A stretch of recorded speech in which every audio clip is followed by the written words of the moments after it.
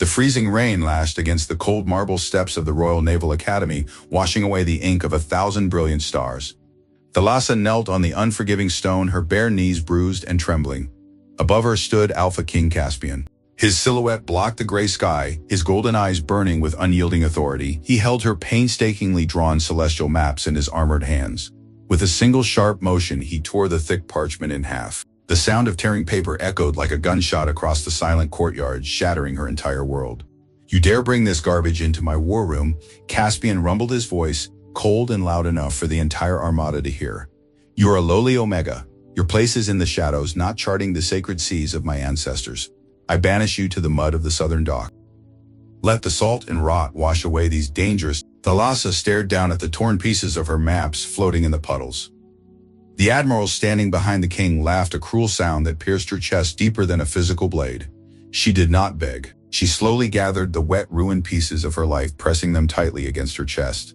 The rain hid her falling tears as she turned her back on the academy, walking alone into the cold darkness of exile. Which country are you listening from? Please comment below. I would love to know how far this story reaches. The southern docks were a miserable expanse of rotting wood and endless gray mud. The air here did not smell of the crisp, clean ocean breeze that swept through the royal capital. It was thick with the suffocating stench of decaying fish, stale seawater, and unwashed bodies. Thalassa sat on a splintered wooden crate at the very edge of the pier, her coarse woolen tunic soaked through with freezing drizzle. Her fingers were wrapped in dirty rags, but the heavy hemp ropes of the fishing nets still managed to cut deeply into her raw skin. She pulled the thick needle through the tangled mesh, moving her hands with a rhythmic, mechanical precision. This was her life now. The grand marble halls of the Naval Academy and the pristine parchment of her celestial maps were gone, replaced by the endless mind-numbing labor of repairing torn nets for men who did not even know how to read the tides. She tightened a knot, ignoring the sharp sting of salt entering her open wounds. She had been banished to this forgotten edge of the kingdom to be broken.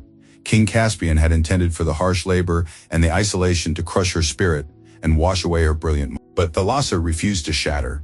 She used the numbing repetition of the physical work as a shield. While her hands bled pulling heavy ropes, her mind was soaring high above the gray clouds, plotting the invisible magnetic lines of the earth and calculating the precise lunar pull on the rising tide. The other villagers saw only a pathetic, exiled Omega hunched over her miserable task. They did not see the complex mathematical geometry dancing behind her dark eyes. They did not understand that she was silently mapping the very ocean they blindly. Heavy boots squelched through the thick mud, breaking her quiet concentration.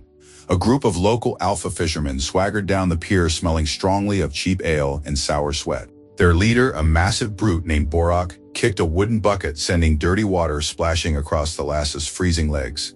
He let out a loud guttural laugh, his companions joining in the cruel mockery. "Look at the royal scholar now," Borak sneered, leaning over her to cast a heavy dark shadow. "The king threw her away like bad meat, and now she scurries in our mud. Tell us, little Omega, can your fancy star charts fix a hole in my net, or make the fish jump into my boat?" Thalassa did not flinch. She did not raise her head or offer a single word of defense. She kept her eyes focused entirely on the rough hemp rope, pulling the needle through the mesh with unwavering calm. Her absolute silence infuriated the arrogant alpha. Borak leaned closer, his foul breath washing over her face, demanding she look at him and show proper submission. But Thalassa knew the true nature of power. True power was not a loud roar or a heavy fist. True power was the absolute, undeniable knowledge of the world. She knew that a massive low-pressure system was forming just beyond the western horizon. She knew that by nightfall, the very waters these ignorant men fished would turn into a violent, deadly churn. They were standing on the edge of a watery grave, and they were completely blind to it.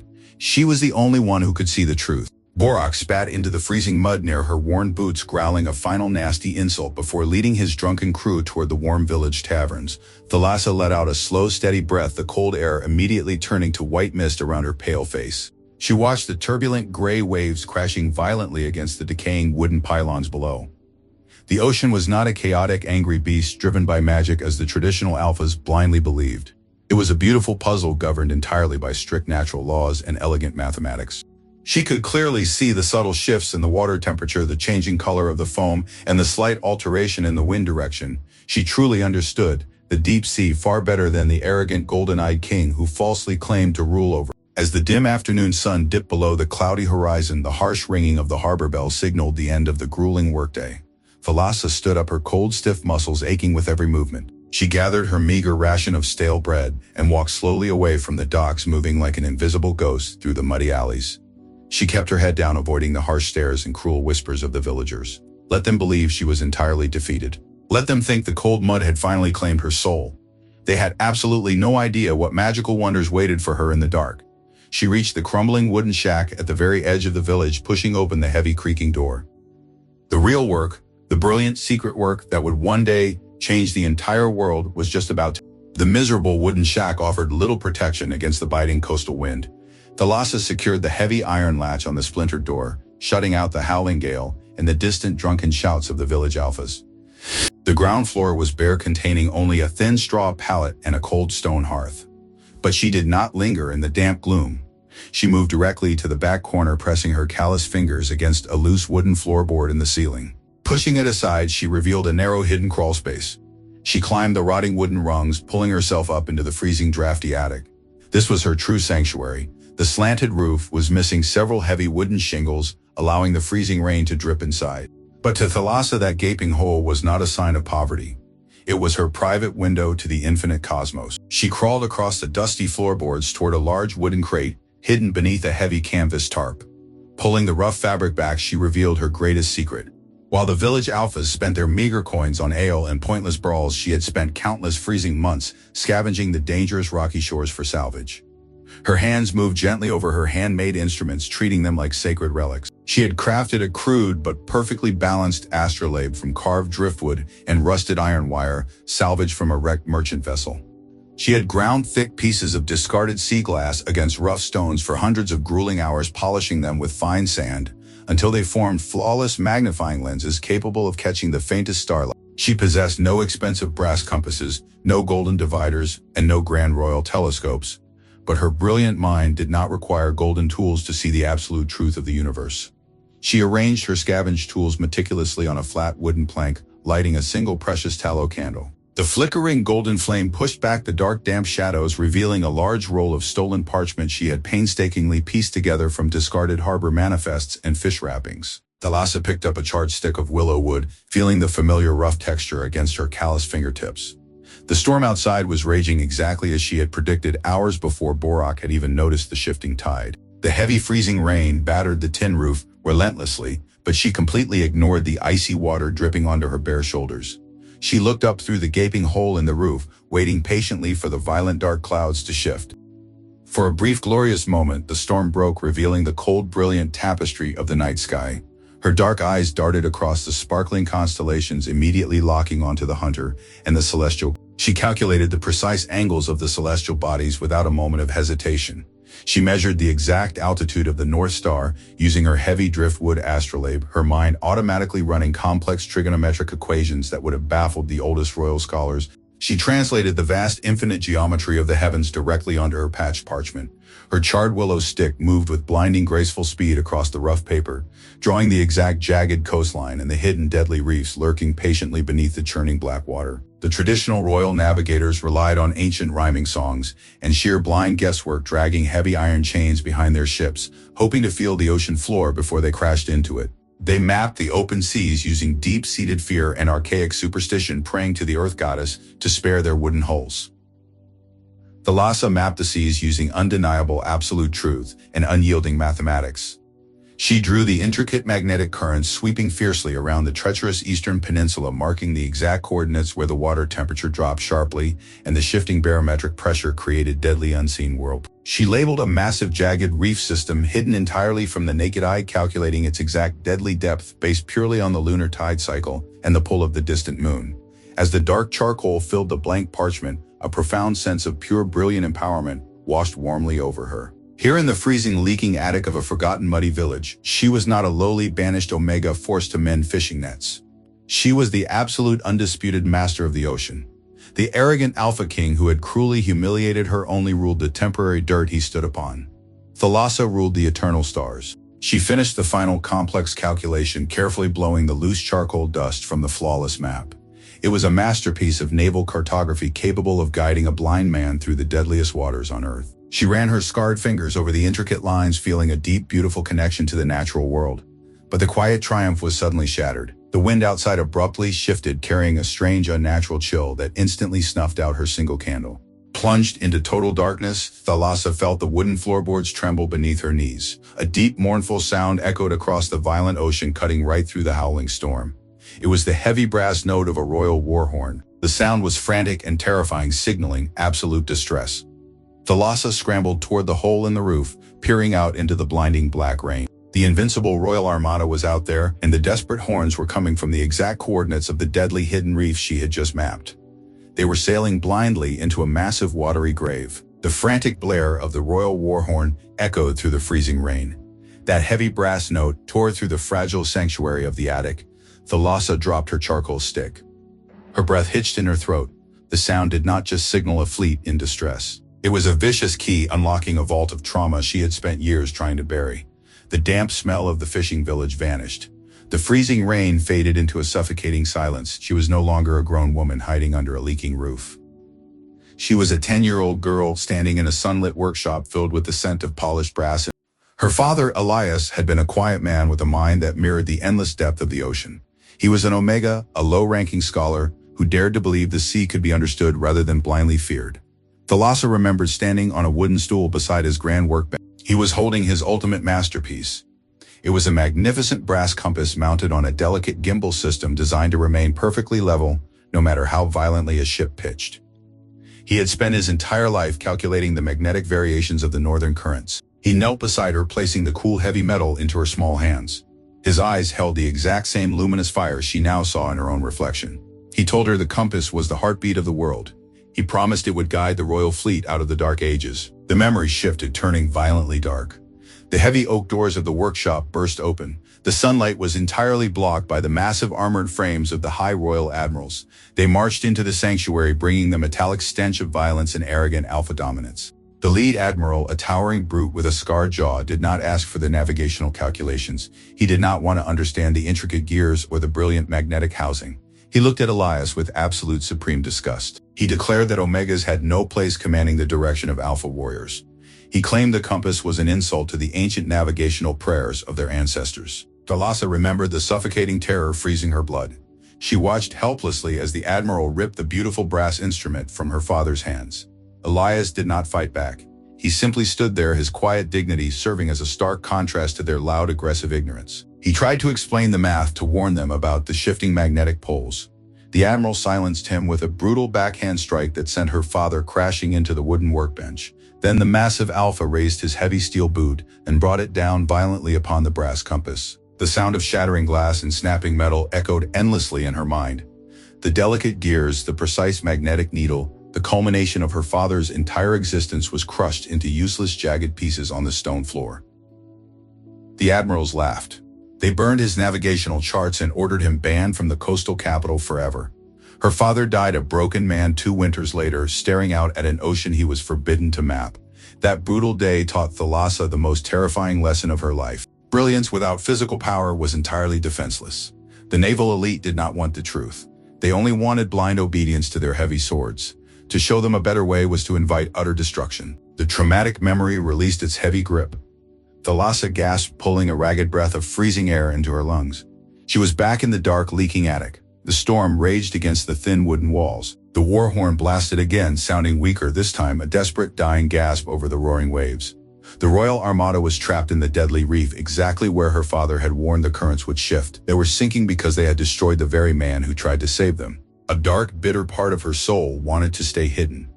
She wanted to let the freezing ocean swallow the arrogant admirals and the cruel golden-eyed king who had humiliated her. They deserved the watery grave their ignorance had dug. She looked down at the patched parchment resting on her wooden plank. The flawless map glowed faintly in the dim ambient light. The intricate lines of safe passage stared back at her, challenging her trauma. If she stayed in this attic, she was allowing their brute force to win. She was letting her father's legacy die in the mud. Thalassa slowly rolled the heavy parchment, wrapping it securely in a piece of oiled canvas. She tied it tightly against her chest. She did not know how she would reach the sinking ships in this monstrous gale. She only knew she could no longer remain invisible while the ocean demanded a master. The royal flagship Leviathan was a floating fortress of iron, an ancient oak built to ram through enemy blockades and withstand the wrath of the open ocean, but brute force meant nothing against the white abyss that had just swallowed the Armada. Alpha King Caspian stood on the elevated command deck, his heavy sable cloak soaked through with freezing mist. The violent storm had abruptly ceased, replaced by a thick fog so dense it felt like breathing wet wool. It was completely silent save for the heavy groaning of the wooden hull, settling into a dead current. He could not see the prow of his own ship. The 20 massive warships following his lead had vanished into the blinding void. This was no natural weather pattern. The air smelled foul, carrying the sharp metallic tang of ozone mixed with rotting kelp. A deep chill seeped into Caspian's bones, a cold his dominant alpha blood could not burn away. He gripped the wooden railing until his knuckles turned white, staring into the impenetrable blankness. Behind him, the command deck was a chaotic mess of rising panic. His elite navigators, men who had sailed these waters for decades, were failing. High Admiral Vance, a scarred veteran of a dozen naval campaigns, slammed his fist against the navigation table. The brass compass resting on the charts was useless. The magnetic needles spun violently in rapid erratic circles, completely unmoored from the natural poles. Vance ordered the young apprentices to drop the sounding chains. The iron weights splashed into the dark water, but the ocean floor dropped away into an impossible abyss one moment and struck jagged rock the next. The currents were pulling them in impossible. Are we blindly drifting into the eastern shoals? Caspian demanded, his voice cutting through the fog like a heavy blade. Give me a bearing, Admiral. Vance looked up, his weathered face pale with a terror Caspian had never seen before. The magnetic fields are shattered, my king. Vance answered, his voice trembling. The compass is dead. The stars are blocked by the fog and the sounding lines are catching on crosscurrents. We have no idea where we are. Caspian felt a cold knot of dread tighten in his gut. You command the greatest naval force on the continent, he growled, stepping closer to the navigation table. You assured me this route was safe. You claimed the traditional prayers and iron compasses would shield us from coastal anomalies. The sea goddess is angry. Vance stammered, clutching a bundle of dried kelp and dropping to one knee. We must stop the fleet. We must cast blood offerings into the water and wait for the fog to lift. Wait for the fog to lift, Caspian repeated the words, tasting like poison on his tongue. We are caught in a dead drift, moving blindly with a rogue current. If we wait, we will be pushed directly into the jagged coastal rocks. Order the fleet to drop the heavy anchors immediately. Vance scrambled to his feet, shouting the command to the signalmen. A young officer raised the brass war horn to his lips, blowing the specific sequence to halt the armada. The deep, mournful note echoed out into the white abyss, answering the distress calls Caspian had heard earlier. But the sound warped, bouncing off unseen rock formations and distorting the acoustic warnings. It was far too late. A horrific, deafening crack echoed from the starboard side. It was the terrifying sound of thick oak splintering and heavy iron shearing apart. Caspian rushed to the railing, peering into the blinding fog. A massive shadow loomed in the white mist. The Iron Fury, the heaviest vanguard ship in the fleet, had been caught by the rogue current. Pushed blindly forward, it had slammed directly into a submerged, jagged reef. The screams of dying men pierced the heavy fog. Caspian watched in horror as the shadowy silhouette of the massive warship tilted violently to one side. The unseen reef acted like a giant serrated blade, tearing the hull wide open. Cold black water flooded the lower decks, instantly dragging hundreds of armored alpha warriors down into the freezing abyss. The Iron Fury sank in less than 3 minutes, disappearing beneath the churning waves, leaving only broken wood and desperate thrashing survivors in its wake. Deploy the rescue boats immediately, Caspian roared, drawing his sword as if he could physically fight the ocean. Save those men. We cannot lower the boats, my king, Vance shouted back, grabbing the king's arm. Look at the water. Caspian looked down over the railing. The dark water swirling around the Leviathan was churning violently, bubbling with trapped gases escaping from the deep sea trenches. The rogue current was a massive, deadly whirlpool, and the flagship was caught directly in its outer ring. To lower a small wooden rowboat into that violent churn was a guaranteed death sentence. They were forced to stand completely helpless on the command deck, listening to the agonizing screams of their loyal pack drowning in the freezing dark. The terrifying reality of their situation crashed down upon the Alpha King. His immense physical strength, his royal bloodline, his thousands of armed warriors, none of it mattered here. He had built his entire reign on the belief that pure alpha dominance could conquer any obstacle. But the ocean did not care about his crown. The ocean demanded intellect, precise calculation, and a deep understanding of its hidden laws, things he had actively scorned. Another sickening scrape vibrated through the thick soles of his boots. The hull of the Leviathan was dragging against the outer edge of the hidden reef. The massive flagship groaned, the heavy timber complaining under the immense pressure. They were entirely blind, trapped in a supernatural fog, surrounded by jagged rocks and being pulled inevitably toward the center of a crushing whirlpool. Caspian stared into the terrifying white abyss, realizing with a crushing despair that his invincible armada was going to be completely annihilated before morning. The heavy hull of the Leviathan shattered the black water. A sickening sound of splintering oak echoed from the lower decks as the massive warship scraped against unseen jagged rocks. The deafening cries of drowning men from the sunken Iron Fury faded into the thick blinding. Caspian stood frozen at the helm. His immense physical power, his royal blood, his heavy broadsword, all were entirely useless against the terrifying white void. The rogue current dragged them steadily toward absolute destruction. "Bring me every map we have," Caspian roared, his voice cracking under the desperate weight of command.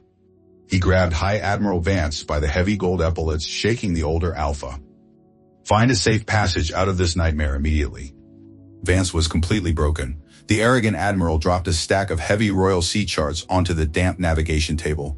The thick, expensive parchment was covered in ornate drawings of sea monsters and vague ancient trade routes. "The maps are useless here," my King Vance stammered, his hands trembling violently. "They only mark the shallow coastal waters. No one has ever mapped the deep magnetic trenches. The Earth Goddess has cursed us. We are blind." Caspian shoved the useless charts off the table. They scattered across the soaked wooden deck. He had led 3,000 loyal men into a watery grave because he trusted the blind tradition of arrogant fools. The crushing guilt threatened to break his massive chest. He turned his face away from his terrified crew, hiding the desperate, agonizing panic burning in his golden eyes. A sudden commotion broke out near the mainmast. Two heavily armored royal guards dragged a young, terrified conscripted fisherman up the wooden stairs to the command deck. The boy was soaking wet, bleeding from a cut on his forehead and clutching a heavy oiled canvas satchel tightly to his chest. "We caught this rat trying to break into the captain's quarters, my king," one of the guards shouted, shoving the boy down onto the damp wood. He was ranting about the shifting currents. "We think he is a saboteur from the coastal rebel factions trying to sink the ship." The boy looked up at Caspian, his eyes wide with stark terror. "I'm not a rebel, my king," the boy choked out, shivering violently in his thin tunic. "I'm just a net hauler from the southern docks. I was trying to find the compass room. I know how to get us out of the fog." Vance sneered, stepping forward and drawing his heavy steel dagger. "A lowly mud dweller claims he can navigate the abyss when the royal admirals cannot. Throw this liar overboard. He is a spy." Caspian raised a massive hand, stopping Vance instantly. The absolute primal desperation in the boy's eyes caught his attention. It was not the look of a traitor. It was the desperate look of someone clinging to a final thread of hope. "Let him speak," Caspian commanded, stepping closer to the trembling fisherman. "How do you intend to navigate a dead zone where the compass spins wildly?" The boy swallowed hard, pulling a thick roll of parchment from his canvas satchel. "The compass spins because we are directly above a deep iron-rich thermal vent," he explained, his voice shaking. "The magnetic variation here is extreme, but it is perfectly calculable. I have a map. A true map." He unrolled the heavy parchment across the damp table. Caspian leaned in, his golden eyes narrowing in intense, absolute disbelief. It was not an ornate royal chart filled with useless artistic drawings. It was a masterpiece of pure mathematical geometry. Intricate thin lines plotted the exact barometric pressure drops. Complex overlapping circles calculated the precise lunar pull on the rising tide. The map clearly detailed the exact jagged reef system currently tearing the Leviathan apart and plotted a perfectly calculated narrow escape route, curving safely around the magnetic. "Where did you get this?" Caspian demanded, his voice dropping to a dangerous rumble. "Who drew these calculations?" The boy hesitated, looking nervously at the angry admiral. "It was smuggled to me right before we departed the southern docks," he whispered. "By a woman. She lives in the mud, mending our torn nets. The villagers mock her, but she watches the stars every night from a leaking roof. She told me the storm was coming hours before the sky even darkened. She told me to hide the map and only use it if the war horns sounded a double blast." Caspian felt a cold, massive shockwave crash over him, hitting harder than the freezing ocean spray. A woman, an invisible net mender living in the mud of the southern docks. He stared down at the intricate, flawless geometry, tracing the precise, elegant lines with his large, callous finger. The calculations were not born of magic or blind guesswork. They were the undeniable product of absolute, supreme genius. He looked closer at the bottom right corner of the parchment. There, written in small, precise, elegant script, was a tiny, familiar signature. An anchor intertwined with a delicate weeping willow branch. It was the exact same signature that had been on the maps he violently tore in half on the marble steps of the academy. The crushing realization hit him like a heavy iron anvil. The brilliant mind he had cruelly mocked, the fragile Omega he had banished to the miserable freezing mud, was the only person in his entire massive kingdom who held the key to their survival. He had thrown away his absolute savior. "We follow this chart," Caspian ordered, his voice thick with a sudden, overwhelming, fierce determination. He slammed his fist down onto the table, silencing any protest from the horrified admirals. He looked directly at the young fisherman, read the coordinates. "Tell me exactly where to steer my ship. We are going to sail out of this abyss using the stars of an Omega." The heavy oak steering wheel of the Leviathan was slick with freezing ocean spray and the sweat of terrified men.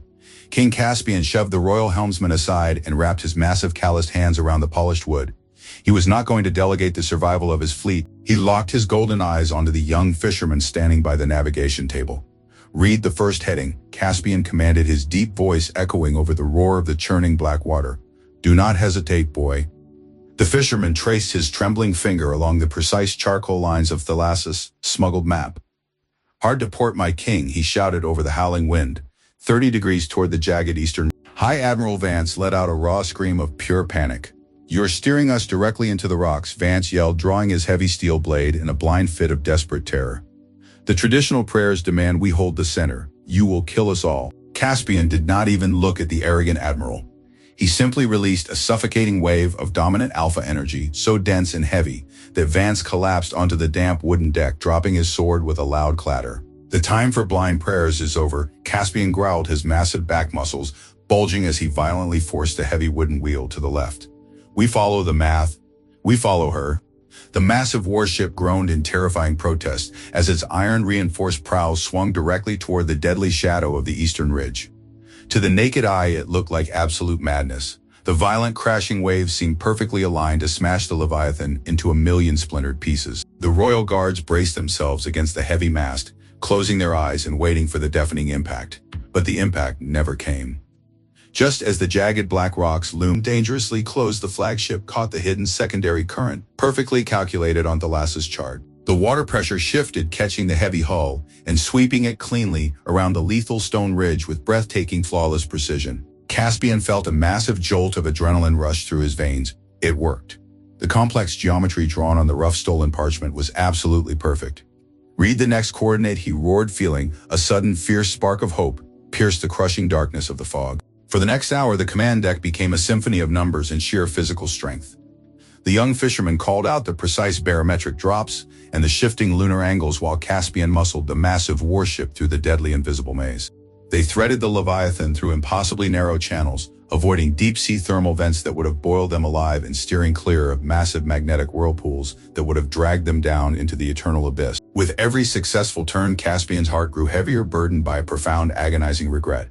He kept glancing down at the intricate map illuminated by a single flickering lantern.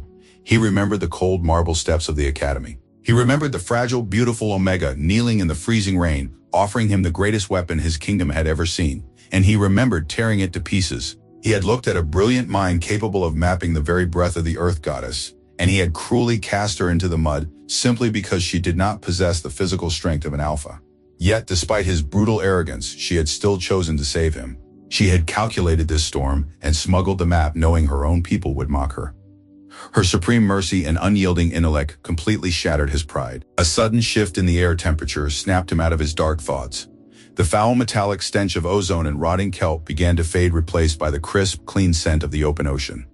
The boy shouted the final coordinate, his voice cracking with exhaustion and sheer relief. "Bring her to the true north, my king." Caspian hauled the heavy wooden wheel back to the center, locking the heavy iron gears into place.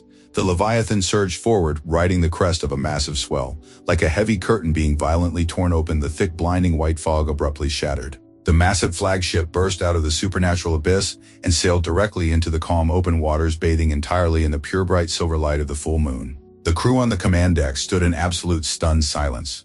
Behind them, the terrifying white fog rolled over the deadly reefs, holding the shattered remains of the Iron Fury, but the rest of the vast armada emerged safely one by one, following the bright lanterns of the flagship.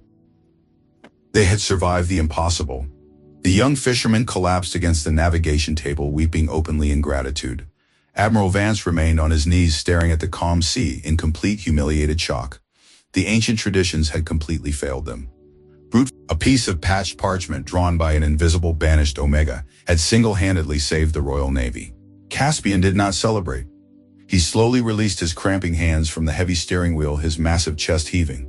He walked over to the navigation table and gently picked up the smuggled map, treating the rough parchment with more reverence than his own heavy golden crown. He traced the delicate signature of the weeping willow and anchor, his golden eyes burning with a fierce, unyielding new purpose. He looked up at the young signalman waiting near the mainmast.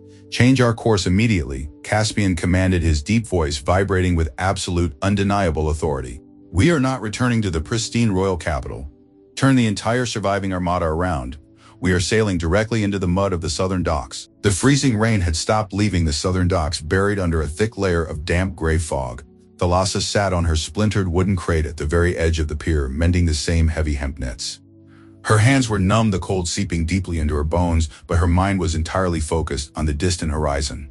The massive unseasonal storm had broken hours ago, but the ocean remained strangely quiet.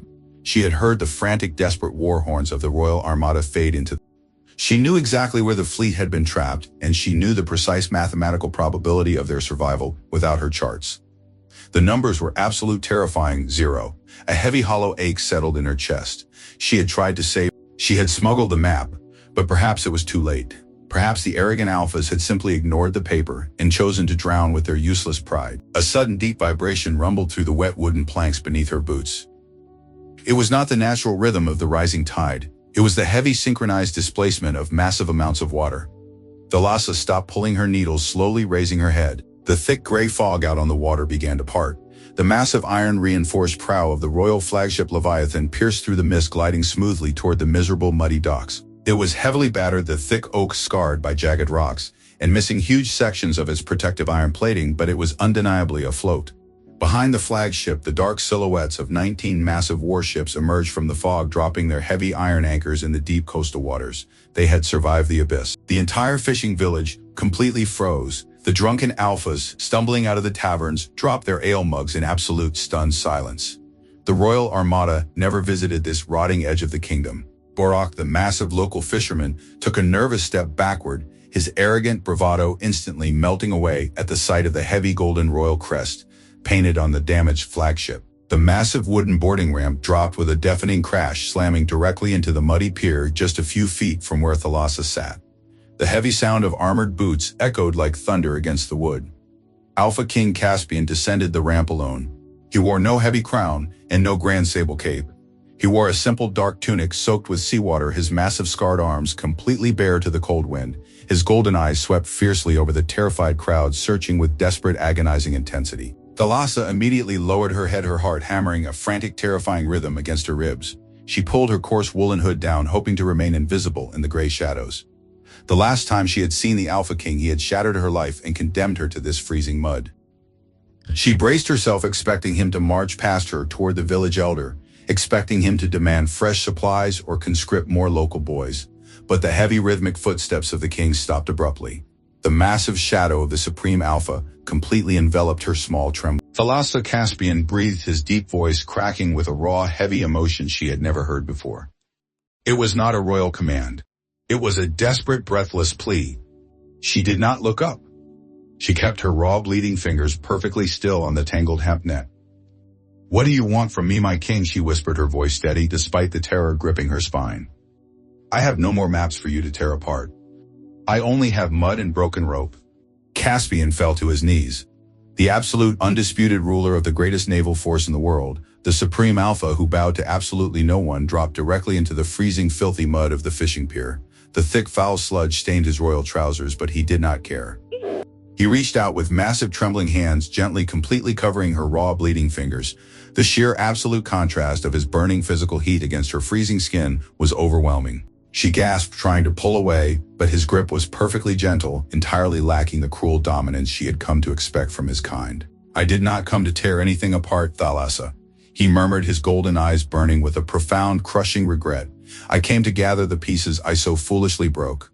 He slowly pulled his heavy leather satchel around his chest, opening the brass buckle. He carefully pulled out the rough patched parchment she had smuggled to the young boy. It was stained with seawater and the sweat of terrified men, but it was perfectly intact. This piece of paper saved 3,000 lives last night. He continued, his voice echoing loudly across the silent docks, ensuring every single villager heard him clearly. It saved my life. I was blind, arrogant. I trusted the dead weight of tradition instead of the brilliant living light of your mind. Thalassa finally raised her head, her dark eyes wide with cautious disbelief. She looked at the heavy parchment and then up into the fierce golden eyes of the king. You followed the math, she asked, her voice barely a whisper. You did not use the heavy iron-sounding chains. I used exactly what you gave me, Caspian answered, his large thumb gently brushing a smear of dark mud from her pale cheek. I used absolute, undeniable truth, and I have come to beg for your absolute supreme forgiveness. I am asking you to leave this mud and return to the capital with me, not as an outcast, not as a lowly Omega, but as the true savior of this kingdom. The heavy, absolute silence of the fishing village stretched into a suffocating eternity. The loud, arrogant local alphas who had mocked Thalassa for years stood completely frozen in the freezing gray mud. Borak, the massive brute who had kicked dirty water onto her boots just yesterday, was trembling violently, his face completely. Alpha King Caspian, the most feared and powerful ruler on the continent, was kneeling in the filthy sludge before the invisible Omega they had treated worse than stray dogs. Thalassa stared down at Caspian's massive hands, gently holding her scarred, bleeding fingers. The intense burning heat radiating from his dominant alpha skin was completely overwhelming, melting the bitter, freezing cold that had settled deeply into her bones. But the warmth also triggered a sudden, fierce spike of defensive panic. She had spent years building a heavy, protective fortress around her heart. She slowly but firmly pulled her hands away from his grasp, wrapping the coarse woolen rags tightly around her raw knuckles. You asked for my absolute forgiveness, my king, she whispered, her voice carrying a sharp, unyielding edge that cut through the damp fog. But you do not truly understand the massive weight of what you broke on the academy steps. You did not just tear a piece of parchment. You tore apart my entire existence. You validated the exact same arrogant brutality that crushed my father's beautiful brass compass and drove him to an early grave. You demand my intellect now because your iron ships are broken. But what happens tomorrow, when the ocean is calm again? Will you throw me back into the freezing mud when your admirals demand a return to tradition? You're listening to this story on the Alpha King Secrets channel. Are you enjoying today's story? Let us know what you think in the comments below. Now, let's get back to the story. Caspian did not rise. He remained kneeling in the freezing sludge, absorbing her sharp, painful words without a single flinch of alpha pride. His golden eyes locked onto hers, completely stripped of their royal arrogance, leaving only raw agony. I deserve every ounce of your bitter anger, Thalassa, he rumbled, his deep voice vibrating with absolute sincerity. I allowed the heavy blind weight of tradition to govern my mind. I let the loud aggressive roar of my arrogant admirals drown out the quiet brilliant truth of your geometry. I cannot rewind time and save your father's beautiful compass, but I swear upon my own life that I will completely dismantle the broken system that killed him. He slowly stood up, his massive imposing frame towering over her, but he kept his head respectfully bowed, completely submitting his vast physical power to her superior intellect. He turned his broad shoulders toward the terrified crowd of local fishermen. His golden eyes flared with a sudden terrifying dominance, immediately locking onto Borak. The massive brute stumbled backward, falling hard onto the damp wooden planks. Listen to me very carefully, Caspian roared, his voice echoing like heavy thunder across the decaying wooden pier. For years you have forced this brilliant woman to mend your torn nets in the freezing rain. You mocked her hidden light because you were completely blind to it. Look closely at her now. She is no longer an invisible outcast of the southern docks. She is the absolute, undisputed savior of the Royal Armada. Anyone who disrespects her, anyone who dares to speak a single word against her, will answer directly to my heavy blade. The terrified villagers immediately dropped to their knees in the cold mud, bowing completely to the king and to the fragile Omega standing before him. Thalassa felt a profound sudden shift in the air.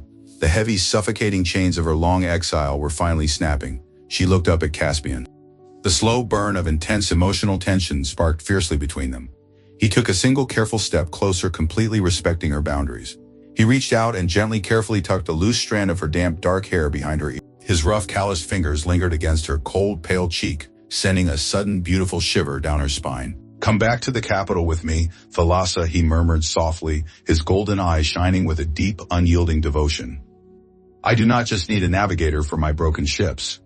I need a brilliant guiding star for my entire kingdom. I need you. Thalassa looked past his broad shoulders, staring at the massive battered hull of the Leviathan resting in the deep water. She thought of the intricate mathematical calculations she had drawn in her dark, freezing attic. She thought of her quiet, gentle father who had died staring hopelessly at the sea. She was done hiding in the shadows. She possessed the absolute, undisputed power to change the entire world, and she finally had the supreme physical anchor to enforce it. "I will sail back to the capital with you, my king," Thalassa finally answered, her voice ringing with a clear, beautiful authority. She met his intense golden gaze without a single trace of fear. "I will navigate your massive ships, and I will map the deadly stars. But you must understand, the storm we just survived was merely a natural anomaly. The true monsters are not hiding in the deep ocean abyss. They are waiting for us in your grand royal war room. Your traditional admirals will never bow to an Omega." A slow, dangerous smile spread across Caspian's handsome face. He offered her his massive scarred hand. "Let them try to stop us, my brilliant queen," he rumbled softly, his voice filled with absolute iron resolve. "We will shatter them together." The heavy wooden door of her crumbling shack groaned in protest as Alpha King Caspian pushed it open. The massive king had to duck his head significantly to step inside the dark, damp room. He seemed entirely too large for the miserable space, his broad shoulders brushing against the rotting doorframe. Thalassa moved past him, ignoring the sudden heat radiating from his large, muscular body. She had publicly agreed to navigate his broken fleet, but she had absolutely no intention of letting him navigate her heavily guarded heart. She climbed the rotting wooden rungs into the freezing, drafty attic, leaving him standing quietly on the dirt floor below. She began packing her scavenged tools into the heavy canvas tarp with fierce mechanical precision. Every piece of polished sea glass and every carved driftwood astrolabe represented a piece of her fractured soul. She heard the wooden ladder creak dangerously under an immense weight. A moment later, Caspian's massive head and shoulders emerged through the floorboards. He did not climb all the way into the cramped attic, respecting her unspoken boundary. He merely rested his thick, muscular arms on the dusty floorboards, watching her with a quiet, profound intensity. "Let my royal guards carry that heavy crate for you, Thalassa," he offered, his deep voice vibrating gently through the freezing, damp air. "It is too heavy for your hands." Thalassa paused, her fingers tightening aggressively around a delicate brass lens. She turned to face him, her dark eyes flashing with a sudden, fierce defensive fire. "Your royal guards are the exact same men who stood by and laughed while my father's life work was smashed into jagged pieces," she answered, her voice cold and unyielding. "I do not want their armored hands anywhere near my instruments. I will carry my own weight, my king. I always have." Caspian flinched slightly, as if her words were a physical blow striking his broad chest. He lowered his golden eyes, completely accepting the bitter sting of her justified anger. He slowly pulled himself up into the cramped attic, sitting awkwardly on the dusty floorboards. He carefully reached out his massive calloused hands, hovering just inches from her fragile wooden astrolabe. He did not touch the instrument. He waited silently for her absolute permission, completely submitting his vast physical dominance to her intellectual sanctuary. "Then let me carry it," he murmured softly, his golden gaze rising to meet hers. "Not as your king, not as an alpha commanding a subject, but as a man who owes you his entire life. Please, Thalassa, let me bear the physical burden so your brilliant mind can remain entirely focused on the stars." Thalassa stared at his large, scarred hands. These were the hands of a supreme warrior, hands built for wielding heavy broadswords and crushing enemy lines, yet they hovered over her delicate scavenged tools with a breathtaking, beautiful reverence. The thick, protective wall encasing her traumatized heart developed a tiny, invisible fracture. The slow, burning tension in the freezing attic was suddenly thick enough to cut. She could smell the crisp, sharp scent of the open ocean clinging to his dark tunic, mixed with his intoxicating natural alpha warmth. It was a terrifyingly compelling combination. She had spent her entire life running from the destructive power of alpha men, but here in the shadows of her hidden sanctuary, the most dangerous alpha of them all was offering himself as her absolute shield. "You may carry the heavy wooden crate," she finally whispered, carefully wrapping the astrolabe in a piece of soft cloth. "But you must understand the strict terms of our alliance, Caspian. I'm returning to the capital to map the ocean and completely rewrite the archaic, broken naval laws that killed my father. I'm not returning to be a quiet, obedient piece of royal property. If your arrogant admirals attempt to silence me, if they try to crush my geometry with their heavy iron boots, I will walk away from your grand armada and let the sea swallow them all." Caspian leaned closer, the intense golden fire in his eyes burning brighter than any star she had ever mapped. He was completely captivated by her fierce, unyielding spirit. "If any man in my kingdom dares to raise his voice against you, I will personally cut out his tongue," Caspian rumbled, his voice dropping to a dangerous, protective whisper. "You are the absolute supreme master of the tides. My massive fleet is merely the wooden instrument of your brilliant will. I belong entirely to your geometry now." He gently took the heavy canvas bundle from her hands, his rough knuckles briefly brushing against her pale skin. The fleeting contact sent a sudden violent jolt of electricity racing up her arm, but she refused to break eye contact. She watched him carefully carry her priceless scavenged tools down the rotting ladder, treating the rough driftwood as if it were solid royal gold. They walked together through the muddy village, the heavy gray fog parting before the imposing Alpha King. The cruel, arrogant villagers remained completely silent, bowing their heads as Thalassa walked past them for the very last time. She stepped onto the heavy wooden boarding ramp of the Leviathan, feeling the massive iron ship roll gently beneath her boots. She was stepping into a dangerous, unpredictable war. A reluctant alliance had been officially forged in the freezing shadows, but as the massive warship set its heavy canvas sails toward the royal capital, Thalassa knew the true violent political storm was only just beginning. The heavy oak doors of the royal war room groaned open, revealing the absolute epicenter of ancient military dominance. The cavernous chamber smelled of expensive stale wine and the suffocating heavy musk of arrogant alpha. Massive tapestries depicting bloody naval conquests hung from the cold stone walls. A colossal mahogany table was completely covered in useless artistic maps and heavy iron compasses. Thalassa stepped over the marble threshold, feeling an immediate icy phantom grip around. Here her father's beautiful brass legacy had been violently shattered into jagged pieces. Her trauma tried to pull her backward into the dark shadows, but King Caspian placed his massive warm hand gently against the small of her back. The physical contact was a steady grounding anchor, completely burning away her rising panic. The 10 highest-ranking admirals of the royal fleet ceased their loud, aggressive arguments, turning their hardened, scarred faces toward the entrance. High Admiral Vance stood at the head of the mahogany table, his face twisting into a furious, ugly sneer the moment he saw her. He had survived the deadly supernatural fog, but his massive alpha ego had been completely shattered by his failure. "What is the meaning of this, my King Vance?" demanded his heavy fists, slamming onto the wooden table with a loud, echoing crack. "Why have you brought a lowly dock rat into the sacred war room? The royal guards should have thrown this invisible Omega back into the mud the moment the fleet dropped anchor." Caspian stepped in front of Thalassa, acting as an impenetrable living shield. He did not yell. He allowed his heavy dominant alpha aura to fill the cavernous room, pressing down on the arrogant commanders with absolute terrifying weight. "You will watch your tone, Admiral Vance," Caspian rumbled, his deep voice completely freezing the air in the room. "This woman is Thalassa. She is the absolute undisputed savior of the Armada. Her brilliant geometry pulled us from the dark abyss when your ancient blind prayers left us entirely dead in the water. I'm officially naming her the High Navigator of the Royal Fleet." The heavy wooden chairs scraped harshly against the stone floor as the admirals jumped to their feet, shouting in sheer collective outrage. Their deep voices overlapped, creating a deafening, terrifying wall of sound.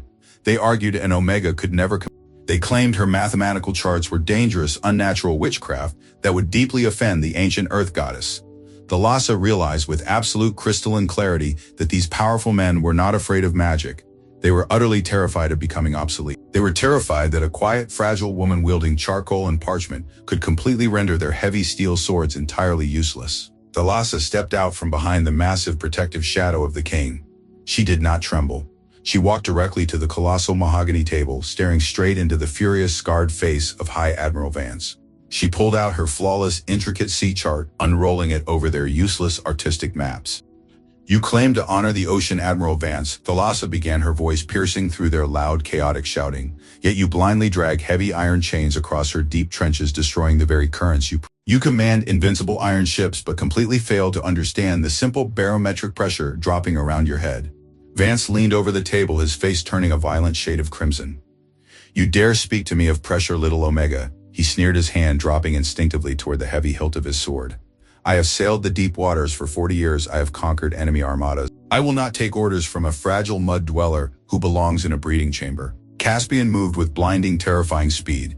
His massive scarred hand clamped down onto Vance's thick wrist, completely immobilizing the admiral before he could even draw an inch of steel. "If you touch your weapon," Caspian whispered, his golden eyes glowing with pure lethal violence, "I will throw you from the highest tower." She tapped her slender, callous finger violently against a specific jagged coordinate on her mathematical map. "You sailed for 40 years, and yet you steered the Iron Fury directly into a magnetic anomaly," Thalassa countered with absolute supreme confidence. "You lost 300 men because you refused to calculate the lunar tide. I do not care about your ancient military rank. I care about the absolute undeniable truth of the geometry. And the truth is, you are completely blind." The heavy silence that followed was suffocating. Vance glared at her, his dark eyes burning with pure toxic hatred. He pulled his wrist from Caspian's grip, stepping backward into the shadows. The other admirals exchanged dark, dangerous glances, united in their mutinous outrage. They could not openly defy the terrifying physical strength of the Alpha King, but their silent, plotting eyes promised a brutal, insidious sabotage. They were going to destroy her charts and let the ocean swallow her. The heavy oak doors suddenly burst open. A young harbor watchman collapsed onto the stone floor, gasping desperately for air. "My king," the watchman choked out, pointing a trembling finger toward the massive arched windows. The water in the bay is rapidly receding. A massive unseasonal Leviathan storm is gathering on the horizon. The barometric glass has completely shattered. Thalassa felt a cold, terrifying spike of adrenaline pierce her chest. Her calculations were right, but the storm was moving faster than she anticipated. She looked out the grand window, watching the dark, churning sky violently swallow the sun. The royal fleet was entirely trapped in the harbor, and the arrogant, mutinous admirals held the absolute command of the heavy iron anchor lines. The thick glass of the grand arched windows trembled violently under the sudden extreme drop in atmospheric pressure. Thalassa rushed to the heavy stone balcony overlooking the vast royal harbor. The sky had turned a bruised, terrifying shade of purple. The crisp, familiar smell of coastal rain was entirely replaced by the heavy, suffocating odor of sulfur and deep-sea mud. She stared down at the massive iron ships of the Armada, anchored neatly in the shallow. The dark water was receding at an impossible, unnatural speed, completely exposing the jagged stone bed of the harbor. The ocean was drawing in a massive deep breath, preparing to unleash absolute devastation. "It is a Leviathan surge," Thalassa declared, her voice cutting sharply through the chaotic panic erupting inside the cavernous war room. "The water is pulling back to form a colossal wave. The barometric lines I calculated indicate a superstorm of unprecedented magnitude. We have less than 20 minutes before a wall of black water completely annihilates this entire coastline." High Admiral Vance shoved past her, his scarred face twisting in sheer frantic terror. "Signal the fleet immediately," Vance roared to the young harbor watchman. "Order every single captain to drop all heavy iron anchors. Chain the massive hulls together. We must form an unbreakable wooden fortress to break the incoming wave. It is the ancient, absolute defensive strategy of our ancestors." "No," Thalassa shouted, stepping directly into the path of the massive admiral, completely ignoring the dangerous, aggressive snarl he directed at her. "You cannot anchor them in the shallow. The incoming tidal surge will lift the heavy iron ships 50 feet into the air and slam them violently down against the exposed stone seabed. If you chain them together, the massive sheer weight will snap their oak hulls like dry twig. The entire armada will be crushed into splinters within seconds." "What absolute madness do you propose then?" Omega Vance spat, his dark eyes burning with toxic, arrogant contempt. "Should we pray to your mathematical stars to carry the heavy ships into the sky? We must unchain the ships and raise every single anchor," Thalassa ordered, her dark eyes blazing with unyielding intellectual fire. "We must sail the massive fleet out of the shallow harbor and steer directly into the deep heart of the storm. If we meet the colossal surge in the deep open trenches, the ships will ride safely over the massive crest of the wave instead of being crushed against the shallow stones. We must face the monster head-on." The 10 admirals erupted in pure, violent outrage. The cavernous war room shook with their deafening, furious roars. To sail directly into a superstorm was considered absolute suicidal madness. It went completely against centuries of rigid naval doctrine. Vance drew his heavy steel broadsword, the harsh metallic ring, cutting through the thick, heavy air. The other admirals immediately followed his rebellious lead, drawing their weapons and forming a solid, aggressive wall of armored alpha. "This invisible mud dweller is actively trying to murder us," Vance screamed, pointing his heavy blade directly at Thalassa. "She wants to sink the royal fleet to avenge her broken father. We will not commit mass suicide for a fragile, deranged Omega." King Caspian stepped forward, his massive golden aura exploding outward in a terrifying wave of absolute supreme dominance. He drew his own colossal broadsword, the heavy dark steel gleaming with lethal intent. "Sheath your weapons immediately," Caspian commanded, his deep voice vibrating with enough raw power to rattle the ancient stone walls. "I am your supreme Alpha King. You will follow the mathematical geometry of the High Navigator, or I will strike you down where you stand." Vance did not lower his heavy blade. The blinding, toxic pride of the old guard had finally reached its absolute breaking point. The primal fear of the superstorm and their intense hatred of the brilliant Omega had completely overridden their ancient loyalty. "You are a strong king," Caspian Vance growled, his scarred face dripping with cold sweat. "But you have been completely corrupted by this weak intellectual poison. If you order the fleet to sail into that black wall of water, we will. The entire military council stands with me. We will drop the iron anchors and we will survive the ancient." Thalassa felt a cold, terrifying spike of dread pierce her spine. It was a full violent mutiny. The arrogant military elite would rather face certain absolute death than submit their massive alpha pride to the superior intellect of an Omega. She looked out the grand window. On the dark, terrifying horizon, a massive towering wall of churning black water was already rising, blotting out the remaining dim sunlight. The monstrous Leviathan wave was gathering its ultimate destructive strength, rapidly accelerating toward the vulnerable shallow harbor. Caspian stood entirely alone between Thalassa and the heavily armed wall of furious admirals. His massive chest heaved, his golden eyes burning with a dark, agonizing realization. If he fought his own rebellious commanders, the violent, bloody delay would absolutely cost them the fleet. The time it would take to execute a mutinous council was time they simply did not possess. If he yielded to their brute ignorance, the majestic armada would be completely crushed against the jagged coastal stone. The deafening, monstrous roar of the approaching superstorm shook the very foundation of the royal palace, violently rattling the heavy mahogany table and shattering the remaining glass instruments. Time had completely run out. The trapped massive iron ships groaned loudly below, helplessly waiting for the fatal crushing blow of the angry ocean, while the arrogant alphas inside the war room stubbornly locked their heavy steel swords against the only brilliant mind capable of saving them all from absolute destruction. The deafening roar of the approaching Leviathan's surge swallowed the violent shouts echoing inside the royal war room. Thalassa stared at the wall of drawn steel, blocking the grand exit. Arguing with blind, arrogant men was a complete waste of precious seconds. She did not need their permission to save the kingdom, and she certainly did not need their iron anchors. Catching King Caspian's eyes, she shook her head fiercely.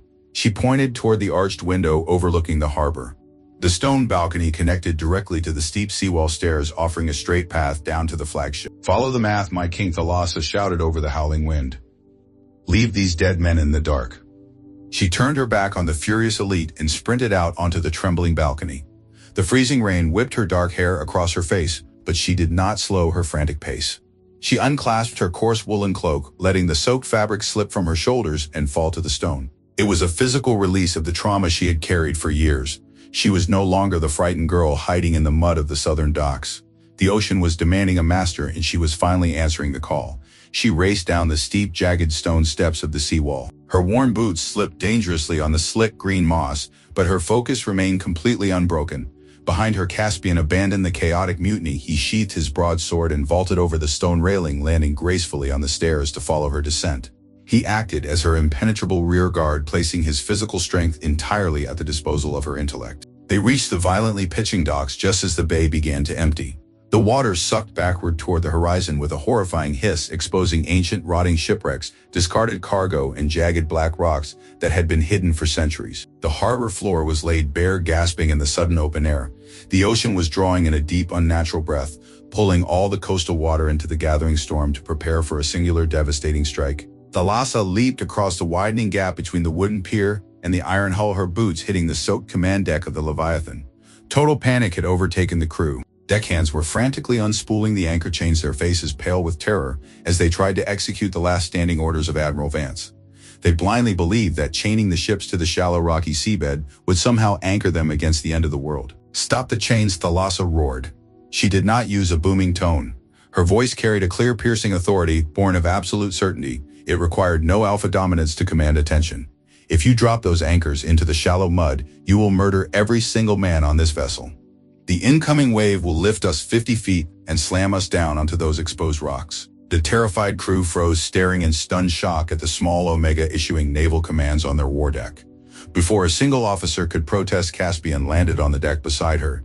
He did not issue the order himself. He simply pointed his calloused hand directly at Thalassa, publicly transferring his royal power to her mind. "You will obey the High Navigator," Caspian rumbled, his voice echoing over the wind. "Cut the lines immediately. Raise the mainsails. We are sailing into the abyss to fight the monster." The terror of the approaching superstorm, combined with the presence of the king, spurred the paralyzed crew into frantic action. Steel axes slammed down, slicing cleanly through the thick hemp ropes. The iron anchors plummeted uselessly into the mud, detaching the flagship from the doomed shallow harbor. Thalassa rushed to the oak navigation table, spreading her patched parchment chart out against the wind. She ignored the deafening roar of the monstrous wave rapidly approaching them. Closing her eyes for a fraction of a second, she tuned out the screams of the crew. She felt the subtle shift in the barometric pressure pushing against her skin and tasted the sharp salt spray on her lips. Her mind became a quiet sanctuary of numbers and angles.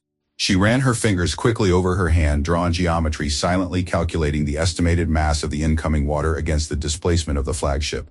To meet the wave dead center would crush the wooden prow into splinters. To take it on the side would capsize them instantly. They had to slice directly through the weakest structural point of the surge, riding the crest just before it broke. Turn the wheel to exactly 42 degrees starboard, Thalassa commanded, her eyes snapping open. Hold that precise angle. Do not drift a single degree or we shatter. The royal helmsman grabbed the wooden wheel, straining with all his might against the churning current. But the crushing force of the receding ocean was far too strong. The oak wheel spun violently backward, throwing the terrified helmsman across the soaked deck. The Leviathan lurched dangerously, drifting off the exact mathematical angle Thalassa had calculated. The towering black wall of water blotted out the entire sky, rising hundreds of feet into the air, preparing to crush the unaligned flagship. The massive oak wheel spun wildly out of control. The brass spokes blurred into a dangerous weapon of bone-breaking force. Thalassa watched the helmsman struggle to rise from the slick wooden deck, clutching his fractured shoulder in agony. There was no time to call for another sailor. The colossal wall of black water was less than a mile away, its crest beginning to curl, with white foam roaring like 1,000 dying beasts. The Leviathan groaned, drifting further from the 42-degree angle of survival. If the hull turned parallel to the wave, they would be instantly crushed. She did not hesitate. Thalassa lunged forward, throwing her entire body weight against the spinning wheel. Her calloused hands clamped down on the wet wood. The violent kinetic energy of the ocean immediately tore through her arms. It felt like trying to hold back a falling mountain. Her boots skidded across the soaked deck. The muscles in her shoulders screamed on the verge of tearing. She locked her knees, gritting her teeth until she tasted blood, desperately trying to force the rudder back into the correct mathematical alignment. It was utterly useless. The ocean was too strong, and she was physically too weak. The ship continued its fatal drift. A sudden rush of heat enveloped her shivering frame. A broad chest pressed firmly against her back. Caspian stepped squarely behind her, planting his heavy boots onto the deck with the unshakable stance of a mountain. He did not shove her aside. He did not dismiss her effort. Instead, he reached out, wrapping his large scarred hands directly over hers. His fingers locked the wheel in an iron grip. "I'm here," Caspian rumbled, his voice a steady vibration against her spine, anchoring her panicked heartbeat. "Tell me where to push, my queen." The title sent a jolt of electricity straight to her core, but she instantly pushed the distraction away. The geometry was all that mattered now. "We are drifting to 30. We need to reach 42 degrees before the base of the wave strikes the prow. Push left." Caspian roared, his muscles bunching with explosive power. The veins in his neck and forearms bulged as he fought the immense pressure of the churning ocean. Slowly, agonizingly, the heavy oak wheel began to turn against the current. Thalassa kept her hands beneath his, feeling the exact moment the resistance in the water shifted. She was the mind reading the hidden current. He was the brutal force executing her will. It was an impossible, beautiful synergy. "Hold it," she screamed over the deafening wind. "Lock it right there." Caspian dug his heels in, freezing the wheel perfectly at the 42-degree angle. They hit the base of the Leviathan's surge. The impact sounded like a cannon blast inside her skull. The Leviathan pitched violently upward. The deck tilted at a terrifying, unnatural incline. The crew scrambled, tying themselves to the masts to avoid sliding off the rear into the churning abyss. Thalassa lost her footing, her boots leaving the deck entirely, but Caspian's grip around her hands and his chest at her back kept her perfectly secured. They were suspended in a vertical climb, scaling a moving liquid mountain. The sky vanished entirely, replaced by the terrifying roaring belly of the black wave. Icy water crashed over the command deck, soaking them to the bone, blinding her completely. She relied entirely on the physical vibration of the ship and the geometry burning brightly in her mind. "The crest is breaking," she choked out, swallowing mouthfuls of salt water. Braced for the drop.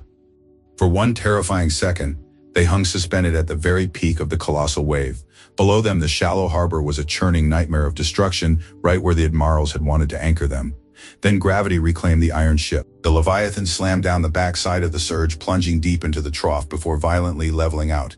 The hull shuddered, shedding waterfalls of green ocean, but the thick oak and iron held together. The roaring wind abruptly died. The blinding spray vanished.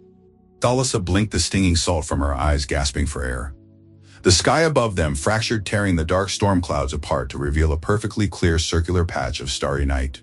They had pierced directly through the chaotic front and sailed straight into the dead calm center of the superstorm.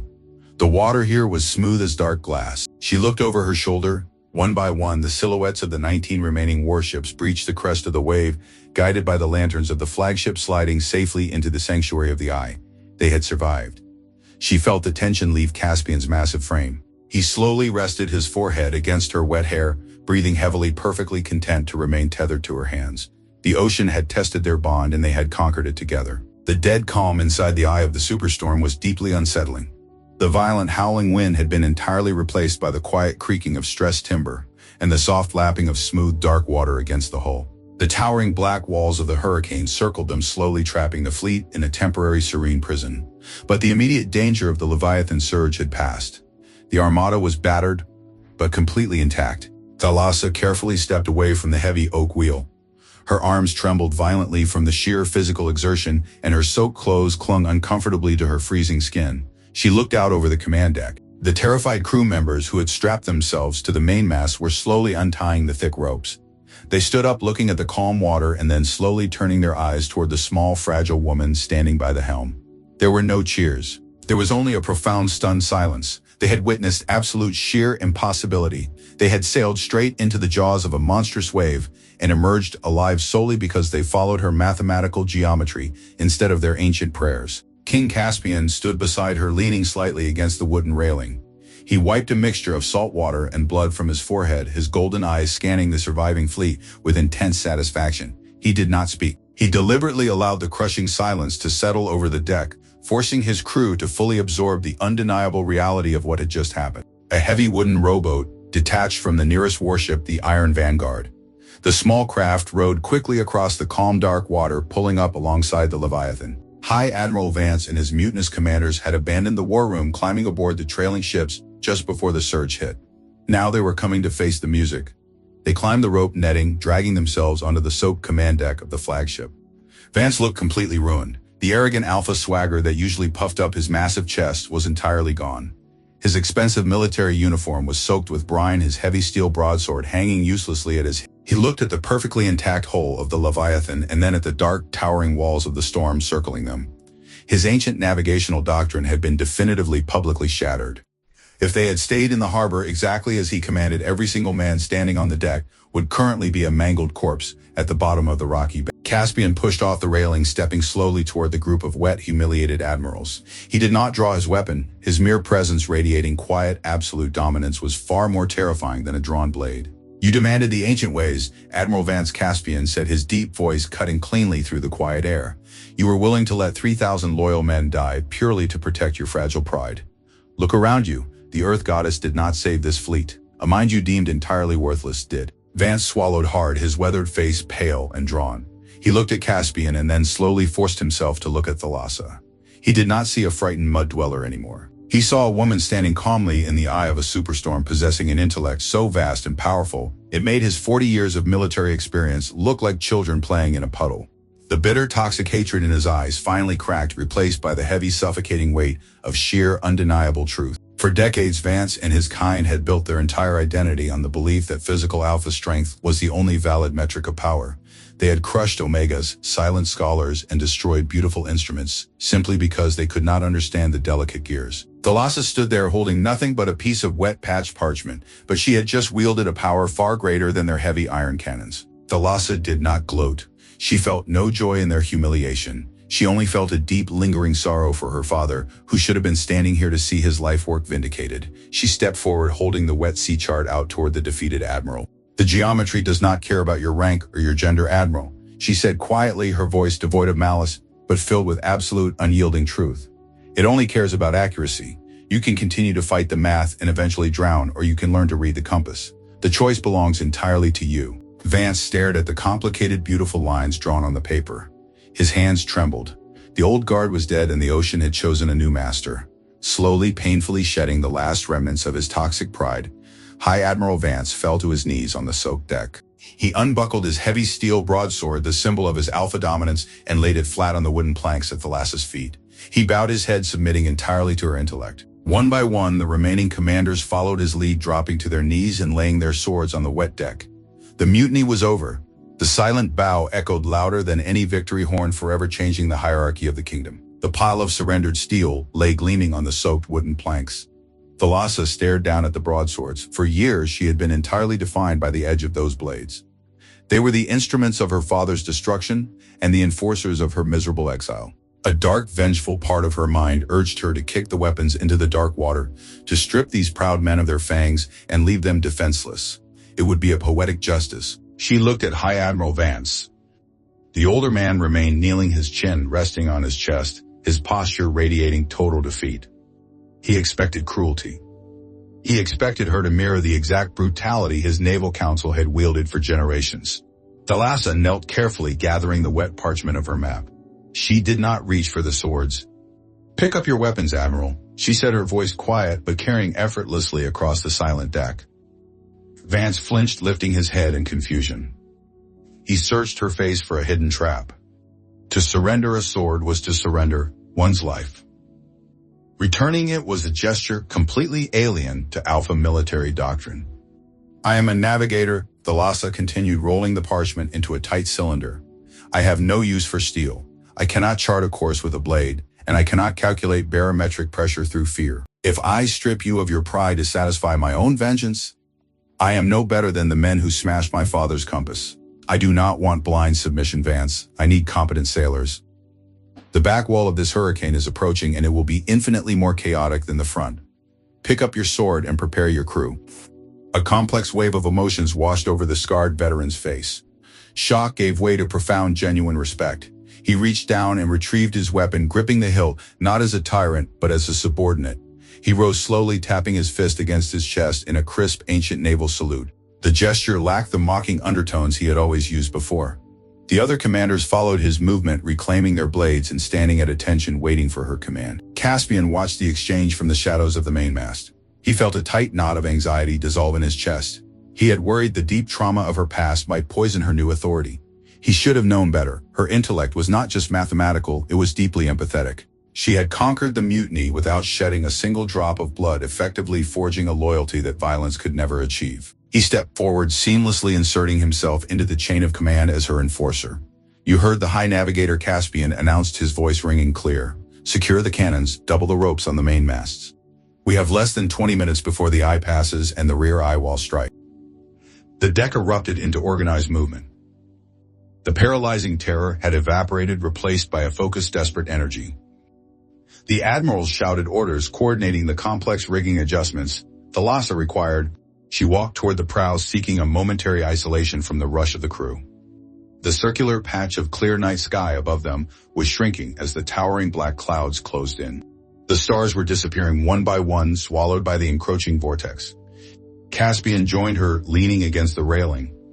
He did not crowd her space, but his proximity offered a grounding warmth against the chilling wind that was beginning to pick up again. "You gave them back their dignity," he noted, quietly tracking the movement of the sailors, securing the heavy canvas sails. "It was a dangerous gamble. They could have easily turned those blades against you the moment you showed mercy." "It was not mercy," she replied, keeping her eyes on the shrinking patch of stars. "It was pure logic. A man fighting out of fear will eventually break under pressure. A man fighting for redemption will hold the line until his last breath. We need them to hold the line, Caspian. The map for the exit trajectory is unforgiving." Caspian turned his head, studying her profile. The sea spray had washed away the mud of the southern docks, revealing the sharp, aristocratic lines of her face. She looked exhausted, her dark hair plastered to her cheeks, her hands bruised and raw. Yet she possessed a luminosity that rivaled the constellations she worshipped. "Tell me the truth," he asked softly, the rumble of his voice barely audible over the rising wind. "What are our chances of piercing the back wall intact?" Thalassa closed her eyes, running the geometric equations through her mind. "The back wall of a superstorm moves faster than the front. The wind direction will reverse completely, snapping the masts if we do not pivot the ship at the exact apex of the wave. The margin for error is a fraction of a degree. And if we miss that fraction..." She opened her eyes, meeting his gaze with unblinking honesty. "The ocean claims us." Caspian did not look away. He reached out, resting his hand over hers on the damp railing. His thumb traced the ridge of her scarred knuckles. "Then we simply do not miss," he stated. His tone held no arrogance, only a calm, absolute faith in her mind. "I will be your hands on the helm. You be my eyes." The ocean beneath them began to churn. The smooth glass surface fractured as crosscurrents from the approaching wall disrupted the calm. Thalassa felt the vibration through the soles of her boots. The barometric pressure was spiking rapidly, causing a sharp ache behind her eyes. She ignored the pain, focusing entirely on the sequence of commands needed to survive the transition. "We must adjust the ballast," she said, turning away from the railing. "The stern will take the brunt of the impact. If it is too light, the ship will pitch forward and drive the prow straight into the trench." Caspian nodded, instantly accepting her analysis. He bellowed the order to the lower decks. Men scrambled into the dark belly of the ship, hauling iron crates and shifting cannons toward the rear to weigh down the stern. The physical labor of hundreds of men acting in perfect synchronization was a marvel to watch. It was a living machine, and for the first time in her life, Thalassa was the engineer guiding its purpose. The wind hit them like a physical blow. It shrieked through the rigging, a high-pitched wail that drowned out the shouts of the officers. The temperature plummeted instantly, turning the rain into stinging sleet. The Leviathan bucked violently as the leading edge of the back wall slammed into the hull. "To the helm," Thalassa yelled, grabbing Caspian's arm to keep from being thrown across the deck. They ran together, slipping on the freezing wood, reaching the wheel, just as the ship began to climb the second liquid mountain. The trial by water had resumed. The bow of the Leviathan pierced the rising wall of the storm. The ship pitched at a terrifying angle, aiming its iron-reinforced ram directly at the dark churning sky. Gravity clawed at every man on deck. Thalassa wrapped her arms around the brass housing of the binnacle, her boots slipping on the freezing sleet that now coated the wooden planks. The temperature drop was brutal, freezing the rain into jagged ice crystals that cut across her cheeks. Beside her, Caspian anchored himself to the deck. He stood with his legs wide, his hands locked onto the steering wheel. The muscles in his forearms coiled like tightened cables under his soaked tunic. He did not look at the liquid mountain rising before them. He kept his golden eyes fixed entirely on her face, waiting for the geometric translation of the chaos. "The wind is shifting to the port quarter," Thalassa yelled, her voice tearing through the shrieking gale. "If it catches the mainsail before we crest, it will snap the mast and roll us." "Give me the heading," Caspian replied, his voice calm, despite the roaring ocean. Thalassa closed her eyes. She tuned out the screams of the timber and the deafening crash of the waves. She felt the ship vibrating through her boots, reading the strain on the hull. The mathematical equations formed a clear, illuminated path in her mind. The back wall required a completely different maneuver than the front. They needed to ride the upward momentum, then force a violent pivot at the exact apex to cut through the breaking crest. "Hold dead center for 3 more seconds," she commanded, opening her eyes to track the curling lip of the wave above them. Then hard to port. Full rotation. The ship climbed. The incline grew steeper. The sailors, clinging to the rigging, prayed silently. Thalassa counted the heartbeats. 1, 2. "Now," she screamed. "Turn it now." Caspian threw his entire body weight into the maneuver. He hauled the wheel to the left, groaning as the rudder fought the immense pressure of the cross-current. The iron gears screamed. The Leviathan lurched violently. For a sickening moment, the hull stalled, caught between the upward thrust of the wave and the reverse shear of the wind. The timber shrieked a sound like a dying animal as the opposing forces threatened to tear the ship in half. Thalassa stepped away from the binnacle. She reached out, placing her hands over Caspian's, adding her meager strength to his. It was a symbolic gesture, but it grounded him. The ship pivoted. The angle shifted just enough. The crest of the wave collapsed squarely onto the deck. Thousands of gallons of freezing black water slammed into them. Thalassa lost her footing, the impact driving the breath from her lungs. She expected to be swept into the dark abyss, but a strong arm wrapped around her waist, pinning her securely against the helm. Caspian held her tight, anchoring them both as the ocean tried to claim them. The Leviathan drove its prow through the back of the wave. The ship shuddered, suspended in a chaotic void of foam and wind before gravity finally took hold. They plummeted down the far side of the swell. The descent was blinding, a rush of speed and spray. The bow smashed into the trough, sending a geyser of water rocketing into the air, but the hull leveled out. The shrieking wind abruptly broke. The transition was jarring. 1 second they were fighting a hurricane, and the next they burst through the outer wall of the storm. The Leviathan coasted onto the rolling natural swells of the open sea. The black clouds fractured behind them, retreating toward the coastline. Above them, the first gray light of dawn began to bleed into the horizon, casting a pale, cold illumination over the battered armada. Thalassa gasped, her lungs burning as she dragged in the crisp, clean air. She was soaked, shivering, and covered in bruises. She leaned against the wooden wheel, her legs trembling so violently she could barely stand. Caspian slowly released his grip on her waist. He stepped back, his chest heaving as he surveyed the deck. The mainmast had splintered near the top, and several sails hung in tatters, but the ship was alive. He looked out across the water. One by one, the other 19 warships emerged from the lingering mist, their hulls scarred but afloat. They had completely defied the impossible. High Admiral Vance climbed the stairs to the command deck. He leaned against the railing, coughing up seawater. He looked at the breaking dawn, then turned to face Thalassa. He did not speak. He simply bowed his head, a gesture of profound unspoken reverence. Thalassa looked at her bruised, raw hands. The years of isolation, the freezing mud, the torn nets, and the shattered compass had all culminated in this single defining dawn. She had not just saved a fleet, she had rewritten the laws of her world. The ocean was no longer a realm of blind fear. It was a map of logic, and she held the pen. Caspian moved to her side. He reached out gently, tilting her chin up so she would look at him. The golden fire in his eyes had softened into something entirely different. It was a quiet, unshakable devotion. "The storm is behind us," he said softly, his thumb brushing a damp strand of hair from her cheek. "You brought us into the light." Thalassa met his gaze. The walls she had built around her heart were crumbling, washed away by the very ocean she commanded. "We survived," she whispered. "But the kingdom remains. The real work begins when we reach the shore." "Let the shore tremble," Caspian replied, a fierce smile touching his lips. "They will kneel to the mind that conquered the abyss." The pristine white spires of the royal capital pierced the morning mist, rising from the coastline like jagged teeth carved from marble. Unlike the rotting wooden pylons of the southern docks, the Grand Harbor was an engineering marvel of polished stone and gilded archways. It was a place designed for ceremonial parades and arrogant displays of military might. Today, however, a suffocating tension hung over the gathered nobility.